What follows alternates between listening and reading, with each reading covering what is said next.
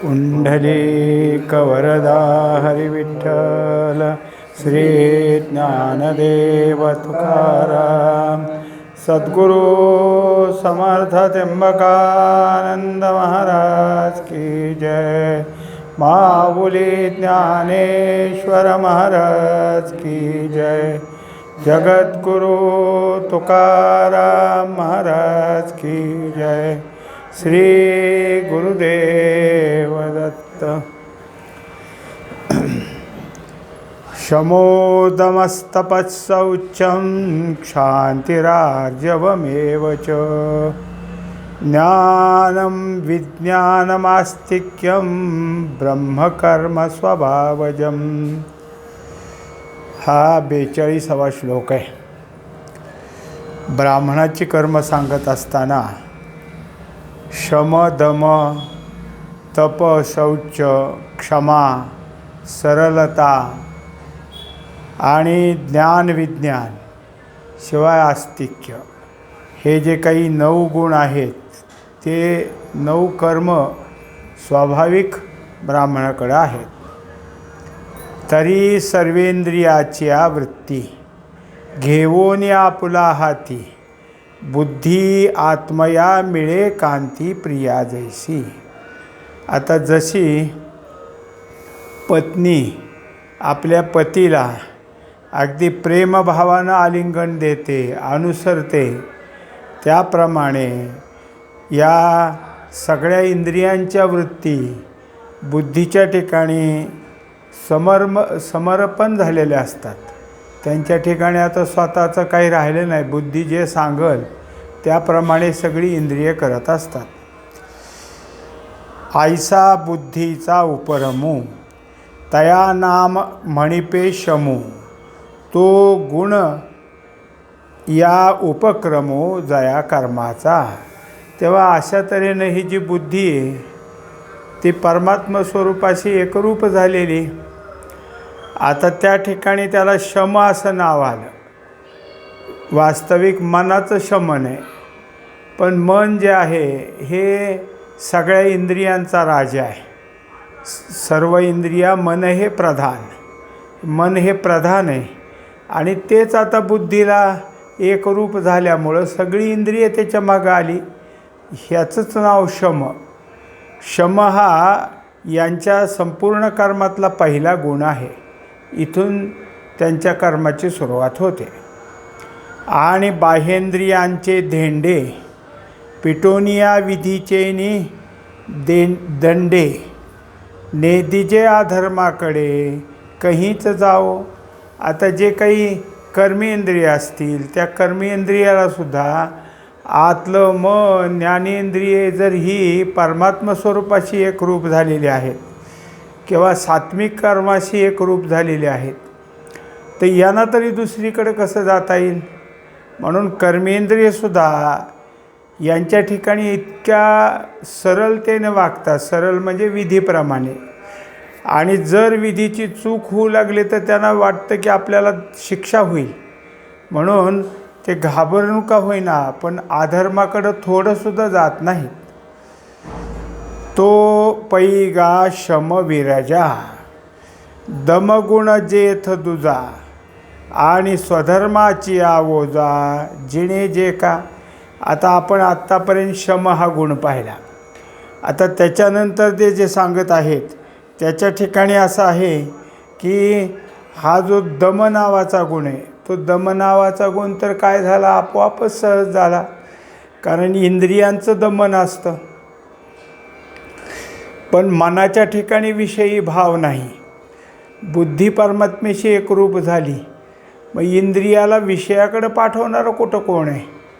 आपोआप ज्ञानेंद्रिय विषयाकडे जायचं थांबले आणि ज्ञानेंद्रिय विषयरहित झाल्यामुळं कर्मेंद्रियाला सुद्धा काही राहिलं नाही। कर्मेंद्रियसुद्धा स्थिर झालेली आहेत। या सगळ्या गोष्टीला काय आहे दम म्हटलेलं आहे। आता हे जे दम आहे यामुळं स्वधर्माची रीत जी काय असते ती पाळली जात आहे। तेवीची सटवीची या राती न विसंबिजे जेवी वाती तैसा ईश्वर निर्णयो चित्ती वाहणे सदा. आता त्याला एक उदाहरण दिलं की जसं लहान बाळाला जे काही त्याची 5वी 6वी 7वी म्हणा जे असतं त्यावेळेस रात्रभर दिवा लावला जातो, कारण ती 6वीची रात्र असं म्हटलं जातं. दिवा विजू द्यायचा नसतो. दिव्याजवळ कोणी ना कोणीतरी अगदी सतत तेल आहे का वात आहे का बघत असतं. म्हणजे त्या रात्रीला जसं न विसंबिजे जेवी वाती, वात विजू द्यायची नाही ह्याची काळजी घेतली जाते, तसं ईश्वरासंबंधी सतत चित्तामध्ये सतत काय असावं, तेच एक अनुष्ठान असावं, तेच एक रूप असावं, तेच एक ध्यान असावं किंवा तेच एक नाम असावं, असं चित्ताच्या ठिकाणी सतत वाहिलं जातं. तया नाम तप ते तिजिया गुणाचे रूप आणि शौचही निष्पाप द्विविध जेथ. आता हे जे काय आहे सतत ईश्वरासंबंधीच विचार करणं, ईश्वराला अनुसरून राहणं, याचं नाव तप. म्हणजे तिसरा गुण आपल्याला सांगितलेला आहे.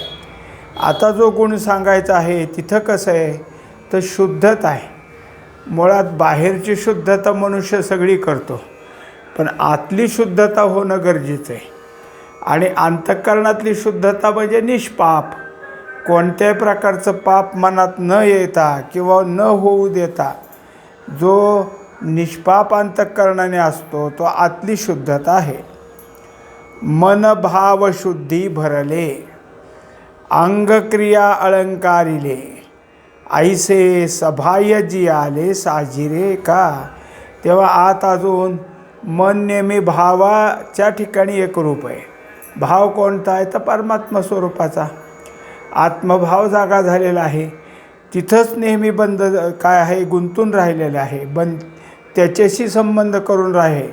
एवढंच काय की जे जे काही वरचं शरीर आहे म्हणजे मग हाताचं त्याच्यानंतर पायाचं बोलण्याचं हे जे काही कर्मेंद्रिय आहेत ही सुसंस्कृतपणानं वागतात.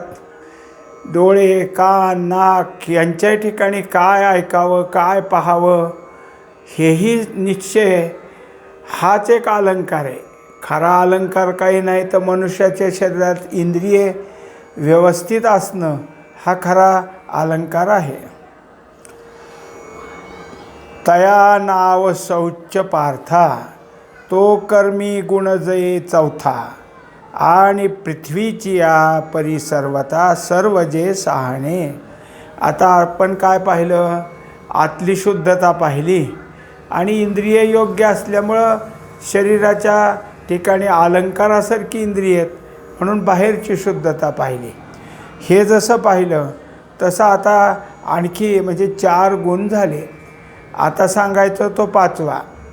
हे सगळे गुण म्हणजे काय तर ब्राह्मणाच्या ठिकाणी स्वाभाविक कर्म येते. या कर्माला चुकून दुसरं कोणतं कर्म ब्राह्मणाकडून होत नाही. उदाहरण असं द्यायचं की पृथ्वी कशी आहे तर पृथ्वीवर काय करतं, कोणी काय असेल काडी कचरा ते पेटवतं, म्हणजे पृथ्वीला पोळवलं जातं, पृथ्वी नांगरली जाते, पृथ्वी खोदकाम करून खड्डे पाडले जातात, तिच्यावर मोठमोठे दगड आपटले जातात. पृथ्वी कोणाला काही करत नाही. कितीही कोणी त्रास देतं तरी ती कशी आहे शांतच असते. ते गा क्षमा अथवा पांडवा गुणजेथ 5वा स्वरा माझी सुहावा पंचम जायचा.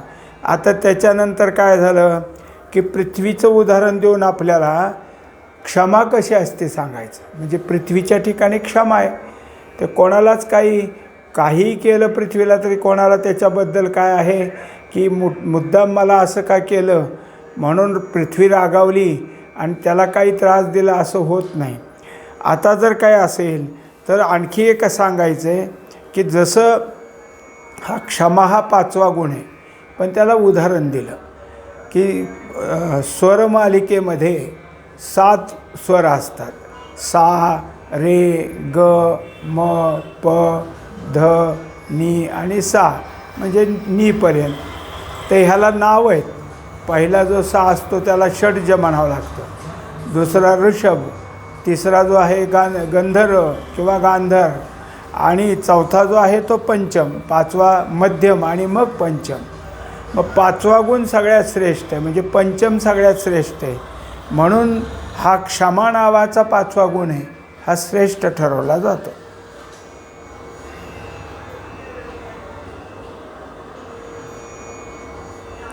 आणि वाकडेनी ओघेसी गंगा वाहे उजूची जैसी, का पुठी वळला उसी गोडी जेवी.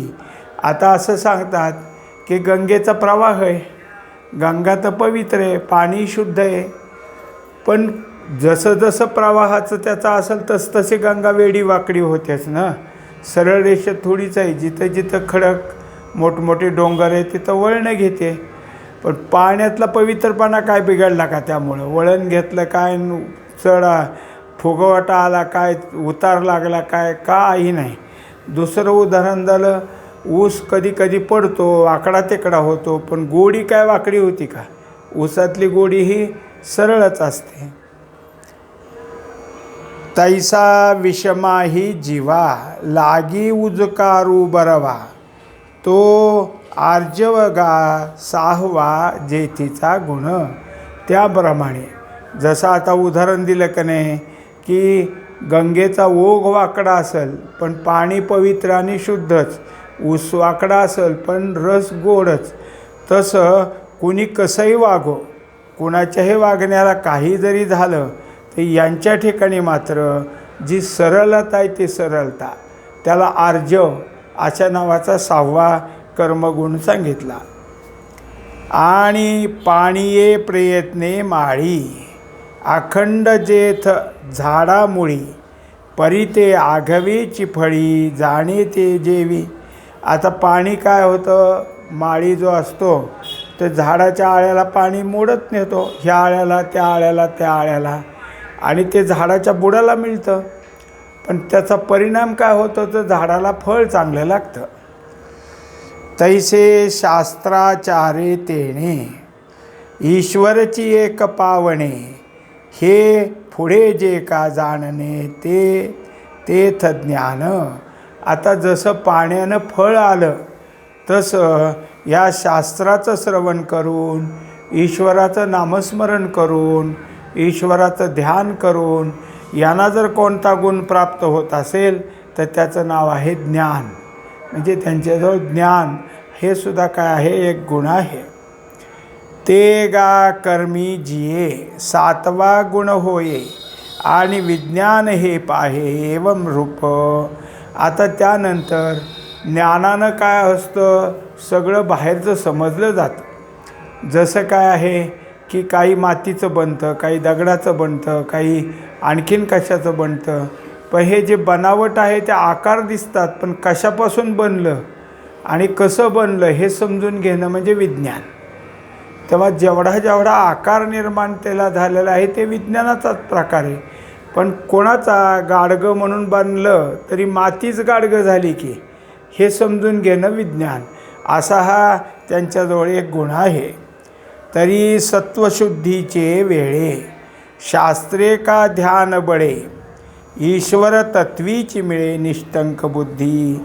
आणि सगळ्यात महत्त्वाची गोष्ट, सत्वगुणाची वाढ होत असल्यामुळे सतत ध्यानाची ओढ आहे, आणि ध्यानाचं बळ त्या ठिकाणी होत असल्यामुळं ईश्वराच्या ठिकाणी ही शुद्ध बुद्धी जी आहे ती मिळालेली असते. हे विज्ञान बरवे ते गुणरत्न जेथ जा आठवे, आणि आस्तिक्य जाणावे 9वा गुण. तेव्हा आता दाखवलं की सृष्टी दिसो नाही तर आणखीन जीवजंतू दिसो, हे सगळं परमात्मा स्वरूप आहे असं समजणं हे विज्ञानाचंच एक अंग आहे. म्हणून मग ज्ञानानंतर विज्ञानसुद्धा यांच्याजवळ आहे. राजमुद्रा थिलिया प्रजा भजे भलतया, तेवी शास्त्रे स्वीकारलिया मार्ग मात्रा ते. आता जसं राजानं एखादं काय केलं की प्रमुख नेमला, जसं तालुक्याचे तहसीलदार असतात, जिल्ह्याचे कलेक्टर असतात, हे राजमुद्रात ते अधिकारी आहेत. मग त्यांचं सगळ्यांनी ऐकावं लागतं, त्यांनी जे सांगावं ते ऐकावंच लागतं. त्यांच्या ठिकाणी कोणताही जो काही त्यांनी आदेश दिला त्याला नाही जसं म्हणता येत नाही, तसं जे काही शास्त्र सांगते त्या शास्त्राप्रमाणे वागायचं असं ह्यांनी ठरवलेलं असतं. आदरे जे का मानणे ते आस्तिक्य मी म्हणे, तो नववा गुण जेणे कर्म ते साच. तेव्हा शास्त्र वेद यांना मानणं हे आस्तिक्य गुण आहे. आस्तिक कुणाला म्हणायचं तर जे शास्त्राला वेदाला मानतात ते, आणि हा त्या ठिकाणचा 9वा गुण आहे. एवं नवही शमाधिक गुणजेथ निर्दोष, ते कर्म आणि स्वाभाविक ब्राह्मणाचे. याप्रमाणे हे 9 गुण म्हणजेच हे सगळं काय आहे की निर्दोष असे गुण आहेत, आणि या कर्माला धरून स्वाभाविकपणानं ब्राह्मणाच्या ठिकाणी हे गुण असतात. तो नवगुणरत्ना करू, या नवरत्नांचा हारू, न फेडिता ले दिन करू प्रकाशू जायचा. तेव्हा जसं हार असावा तसं हे 9 गुणरूपी रत्नाचा हारच आहे. आणि हा हार दररोज हे ब्राह्मण लोक सूर्य उगवल्यापासून सूर्य अस्तापर्यंत आपल्याबरोबर वागवतात, म्हणजे तशी कर्म करत असतात. नाना चाफा चाफवळी पूजिला, चंद्रचंद्रिका धवळला, का चंदनून निजे चर्चिला सौरभ्ये दैवी. जसं चाफ्याला भरपूर फुले आली म्हणजे चाफा सगळा डवरला जातो, जसं फुलांनी चाफ्याच्याच झाडाची पूजा केली काय.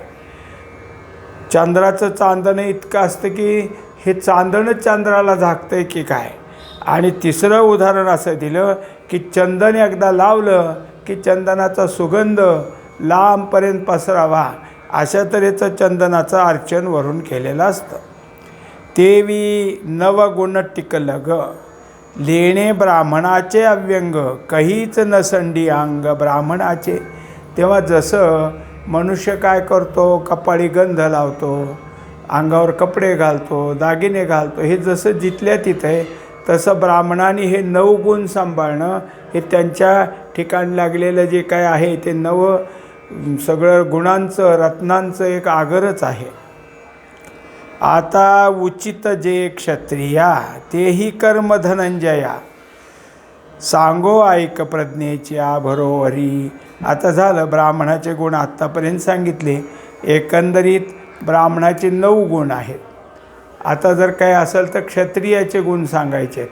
क्षत्रियाचे जे गुण आहेत ते सुद्धा त्या ठिकाणी त्यांना परिपूर्णतेनं वागवावं लागतात.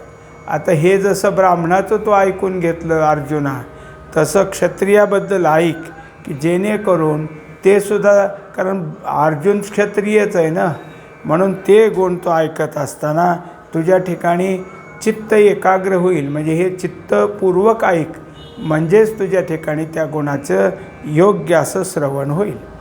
पुंडलिक वरदा हरी विठ्ठल श्री ज्ञानदेव तुकाराम, सद्गुरू समर्थ त्र्यंबकानंद महाराज की जय. माऊली ज्ञानेश्वर महाराज की जय.